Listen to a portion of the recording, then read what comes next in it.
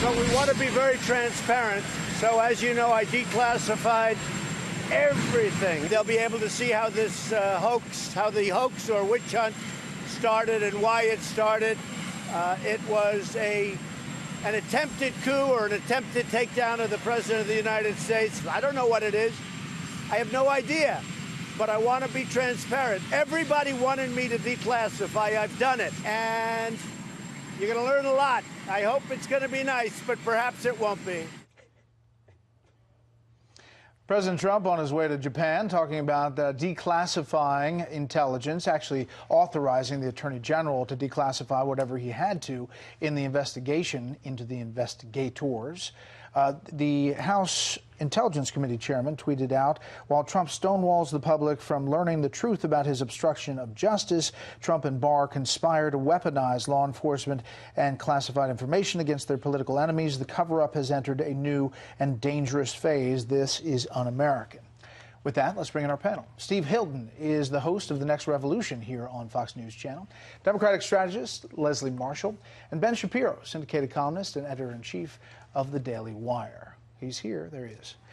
Ben, what do you think?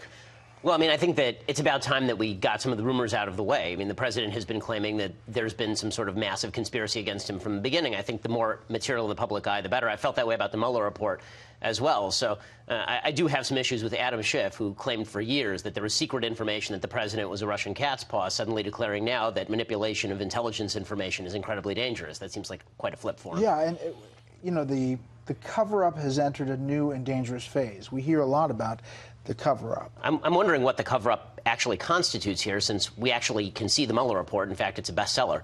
I mean, we can all read it. The portions that have not been released into the public arena have not been done so because of federal rules of criminal evidence that prevent that from being done.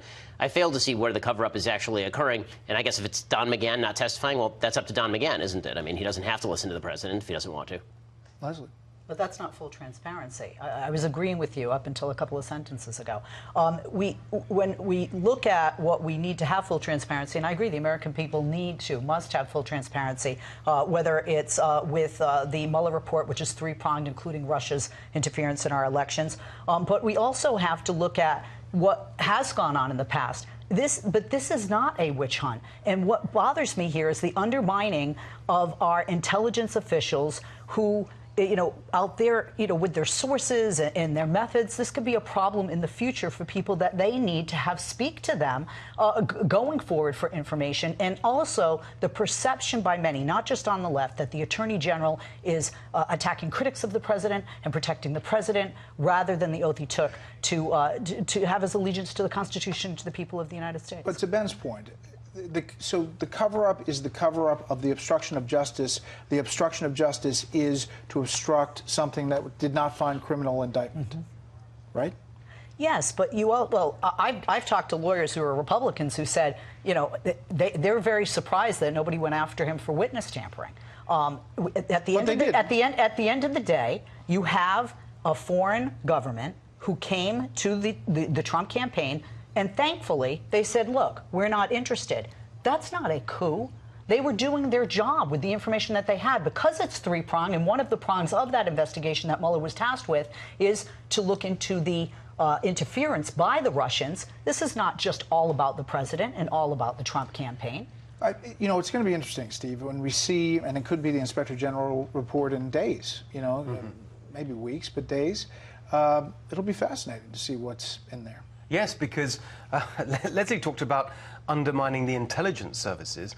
There are a lot of people in this country who are suspicious that it was the intelligence services undermining the president and the candidate that they were supporting. And I think we should not underestimate the fury of millions of Americans who see their votes for Donald Trump scorned on a daily basis by Democrats who are basically blocking him from governing with these endless investigations. And they want equal justice. And I think this is a really important step towards that. Now, it may turn out that these suspicions of a deep state coup against the president, it may also be as much of a conspiracy theory as the Russia collusion story turned out to be. Okay. But we won't know until they do this. We'll follow all elements of it. Now, the big question is whether Bob Mueller is going to testify. And here is the president and also Jerry Nadler on that. They're asking Bob Mueller to come and testify. He just gave them a 434-page report which says no collusion, which leads to absolutely no obstruction. He just gave that report. Why does he have to testify? It's ridiculous. Mueller, I think I can say at this point that he wants to testify in private. He envisions himself correctly as a man of great rectitude and apolitical, and he doesn't want to participate in anything that he might regard as a political spectacle. But it is all a political spectacle.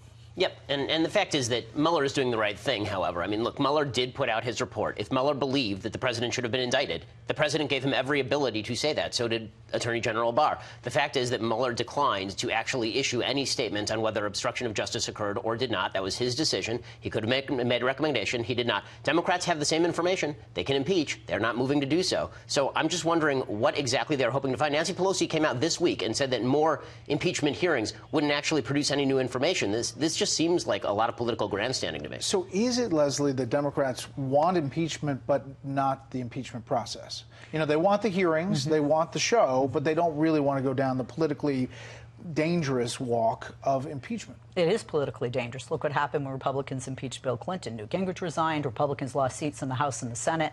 And Speaker Pelosi knows this. In addition, when you just look at the polls, the American people don't want this. And they didn't want it then, by the way. But right now, you have approximately 15% of Democrats in the House and the Senate combined that are pushing for impeachment. And although it seems like it's a much larger number and that Democrats are more split, that is not the case. But what they're trying to do by having Mueller sit there is ask questions such as, so why didn't you push for obstruction? What specifically were your concerns? Because you're not talking about one area. You're talking about 10-plus areas where he was questioning, but he did leave that up to the Attorney General. And I don't think it's wrong with their oversight responsibility constitutionally, congressional oversight of the executive branch, to ask those questions. So if they're going to go through the impeachment process, they have every single I dotted and T crossed. But the danger is that Republicans would also be asking, why didn't you look into what the government did at the beginning of the process? Absolutely. Why didn't you look into the original start of the investigation? Absolutely, which is why I would think that Republicans would be, walking hand in hand, if you will, with Democrats saying we want him to sit down as well because we have questions we want answered. Last thing, Steve, this back and forth with the president and Nancy Pelosi.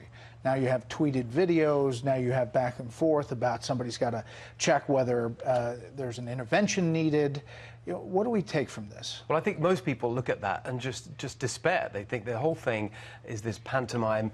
But, we've got to be clear about who's driving this. I mean, if you look at the anatomy of what happened this week, I think it's very evident that Nancy Pelosi insulted the president, using all these accusations of a Watergate-style cover-up before an important meeting that they claimed they were in favor of. I think she's a completely disingenuous charlatan over this. I think it's ridiculous to try and pretend that they're doing anything other than trying to block this president from achieving anything at all. Well, I just have to, just your face, you have to respond. Okay. First of all, my insiders on the left talking to me, one of them, there wasn't a plan to have two rushed meetings, to talk about impeachment until, the president said McGahn can't testify. They said it's up to him. And he said, I'm not going to testify. And they were panicking. And that happened to be before the infrastructure meeting. I know you wanted, yes, we can be clever, but that wasn't like a clever coup, if you will. We see people, politicians left and right, the president included, insult each other all the time. He's the president of the United States. He needs to have a thicker skin. I'm sorry. She said what she felt and is echoing the sentiments of a lot of people, not only in the party, but that put her in the position to be speaker. Can this president with this Congress get anything done before the 2020 election? No.